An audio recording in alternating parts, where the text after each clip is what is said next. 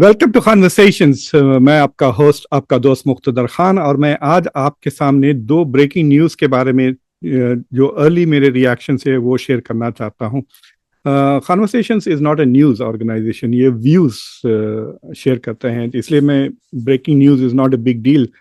लेकिन ये बहुत इम्पोर्टेंट दो डेवलपमेंट्स हुए हैं जिसके लिए मैं एक अर्ली रिएक्शंस आपके साथ शेयर करना चाहता हूँ। एक कि अदानी के खिलाफ करप्शन के चार्जेस अमेरिकन कोर्ट्स में दो मुख्तलिफ केसेस फाइल हुए हैं, उसके बारे में थोड़ा सा आपके बारे में टिप्पणी देना चाहता हूं।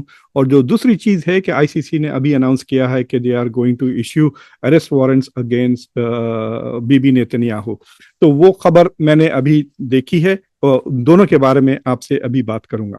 तो पहले मैं आपसे नेतन्याहू के बारे में बात करता हूं। नेतन्याहू और इजराइल के डिफेंस मिनिस्टर के खिलाफ आईसीसी ने फाइनली अरेस्ट वारंट्स इश्यू कर दिए हैं। उनके खिलाफ इल्ज़ाम यह है कि उन्होंने वॉर क्राइम्स कमिट किए हैं। वॉर क्राइम्स कई किस्म के हैं, सिविलियंस को टारगेट किया, फूड रोका, स्टारवेशन किया, हंगर, पानी रोका वगैरह, और ये सिस्टमैटिकली एस्टैब्लिश है। इसका कॉन्सिक्वेंस ये होगा कि नेतन्याहू अब कई ऐसे मुल्क जा नहीं सकते जहां आईसीसी की जुरिस्डिक्शन है। मेरे ख्याल से शायद सारे यूरोपियन कंट्रीज को वो नहीं जा सकते। अगर आपको याद होगा कि जब साउथ अफ्रीका में ब्रिक्स का कन्वेंशन हुआ था, व्लादिमीर पुतिन नहीं जा सके क्योंकि south Africa is part of the ICC जो कन्वेंशन है, और अगर पुतिन वो जाते वहां पर तो उनको अरेस्ट करना लाजमी था।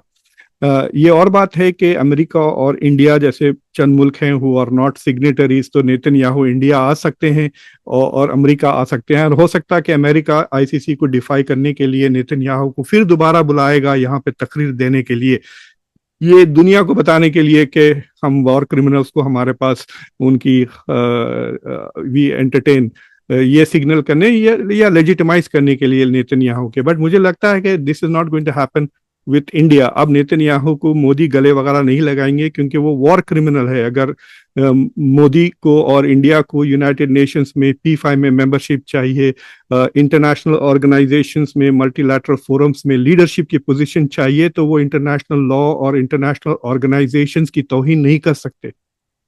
इसका मतलब अब ये दोस्ती खत्म, आप गले मिलना, बीच पे चलना, ये जो डेट की तरह जो फोटोग्राफ्स वगैरह छापे थे मोदी ने नेतन्याहू के साथ पीछे, वो सारे के सारे खत्म हो जाएंगे। पर सबसे इम्पोर्टेंट चीज ये हो जाएगी कि यूरोपियन मुल्कों में कहीं भी ये दो शख्स इजराइल के नहीं जा सकते। This is a big thing.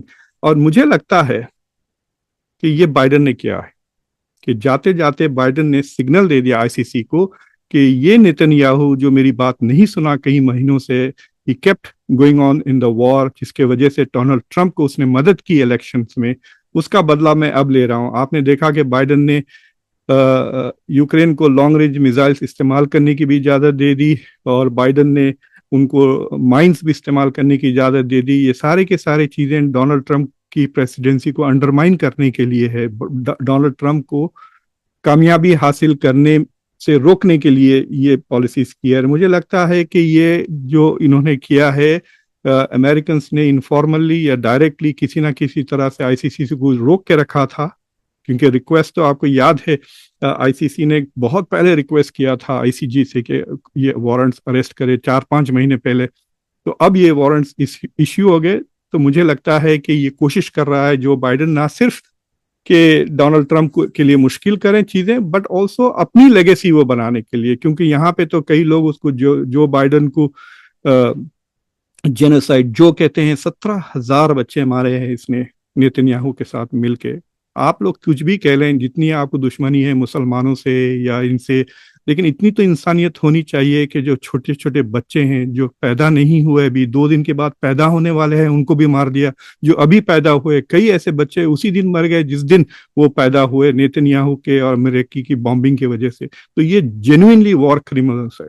और एक सीरियस मसला इससे ये उठता है कि अगर नेतन्याहू को अमेरिकन कंटिन्यू टू सपोर्ट, तो क्या वो वॉर क्रिमिनल्स की मदद कर रहे हैं?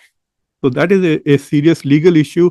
और यहाँ पे कोर्ट्स में दोबारा human rights organisations American leadership के खिलाफ केसेस करेंगे। तो ये पहला मुद्दा है। जो दूसरी बात मैं आपको कहना चाह रहा था कि अमेरिकन कोर्ट्स ने अदानी کے خلاف ان کی جو گرین انرجی کی کمپنی ہے جو یہاں پر نیو یارک اسٹاک ایکسچینج میں رجسٹرڈ ہے، اور یہاں پہ انہوں نے تقریباً $175 ملین ریز کرنے کی کوشش کی انویسٹر سے ان امریکہ سے، مجھے پتہ نہیں کہ how much they have raised.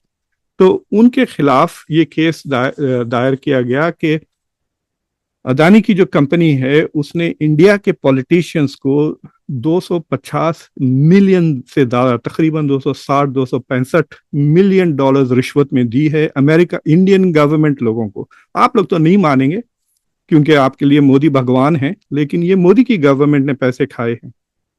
یہ 2019 کے بعد کی گورنمنٹس نے رشوت لیے ہیں تو سولر سیلز خریدنے کے لیے.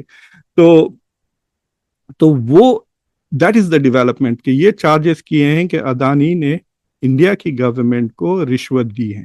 تو یہ برائبری اور کرپشن، فورن کرپشن ایکٹس کے تحت، اور ان کے رشتہ دار میں بھی ان کے نیفیوز وغیرہ کے خلاف بھی چارجز فائل کیے گئے. تو بیسیکلی دو چارجز ہیں کہ ایک یہاں پہ جھوٹ بولا انہوں نے امریکن انویسٹرز کو اپنے پروجیکٹس کے بارے میں، جھوٹ بول کے فنڈ ریزنگ کرنے کی کوشش کی which is a very big crime by itself. اور پھر دوسری چیز یہ ہے کہ انہوں نے برائبری کا استعمال کیا ہے، and so that is the second big crime. So those are very serious charges. یہاں پہ SEC وغیرہ they take these kind of things very very seriously. So we have to be very careful یہاں پر کہ insider trading اور یہ وغیرہ کئی لوگوں کو پکڑے جاتے ہیں، لوگ کرتے ہیں چیٹنگ. امریکہ کے 2 کانگریس مین کے خلاف بھی لگائی گئی تھی یہ الزامات، but they are usually caught, and when they are caught they are prosecuted. So this is a very serious issue. اور اس کے بارے میں تفصیلاً آپ سے بات کروں گا، لیکن آئی تھاٹ کہ یہ 2 خبریں ابھی آئی ہیں، ان کے بارے میں اپنی انیشیل ریاکشنز آپ کے ساتھ شیئر کر لوں. سو انٹل نیکسٹ ٹائم، میں آپ کا ہوسٹ، آپ کا دوست مقتدر خان. میں نے ابھی للن ٹاپ پہ بھی جو بائیڈن کی اس طرح کی پالیسیز کے بارے میں بات کیا، اگر چانس ملے تو وہ بھی دیکھ لینا. So take care until next time. میں آپ کا ہوسٹ، آپ کا دوست Muqtadir Khan. Don't forget to subscribe to conversations.